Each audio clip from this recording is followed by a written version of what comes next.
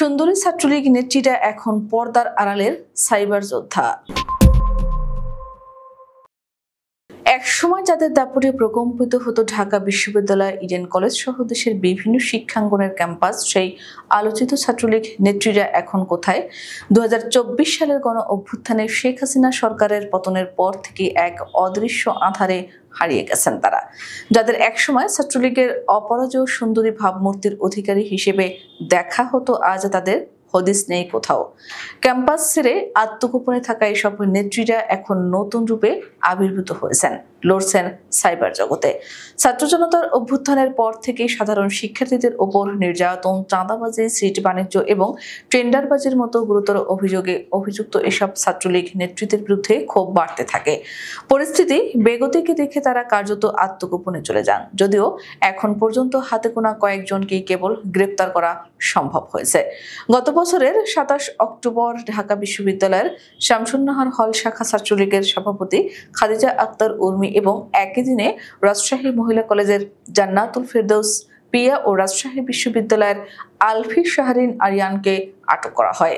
16 December আটক হন Eden কলেজের বহুল আলোচিত নেত্রী তামান্না জেসমিন রিভাও। কিন্তু তিলোত্তমা শিকদার, আতিকা বিনতে হোসেন, রাজিয়া সুলতানা, নুজহাত ফারিয়া, রোকসানার মতো বহু প্রভাবশালী ও আলোচিত নেত্রীর কোনো খোঁজ মিলছে না। গণ অভ্যুত্থানের পর শেখ হাসিনার পতনের সাথে সাথেই তারা যেন হাওয়ায় মিলিয়ে গেছেন। প্রশ্ন উঠেছে, তারা কি দেশের ভিতরেই লুকিয়ে আছেন নাকি সীমান্ত পেরিয়ে অন্যত্র আশ্রয় নিয়েছেন? তবে শারীরিকভাবে অনুপস্থিত থাকলেও ডিজিটাল জগতে তাদের উপস্থিতি অত্যন্ত সক্রিয়। অন্তর্বর্তী সরকার দায়িত্ব নেওয়ার পর ছাত্রলীগকে নিষিদ্ধ ঘোষণা করা হলে এই নেত্রীরা অনলাইন প্ল্যাটফর্মে নতুন করে সংগঠিত হতে শুরু করেন। অভিযোগ উঠেছে, তারা এখন অন্তর্বর্তী সরকারের বিরুদ্ধে সংঘবদ্ধভাবে সাইবার প্রোপাগান্ডা চালাচ্ছেন।